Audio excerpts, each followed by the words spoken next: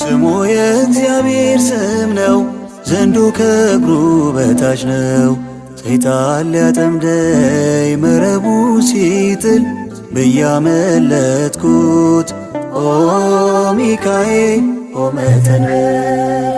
ምን አጣው ምን ጎደለኝ ሚካኤል እየረዳኝ በብዙ ሰላም ቤቴን ባርኩታል ሕይወቴን ውብ አድርጎታል።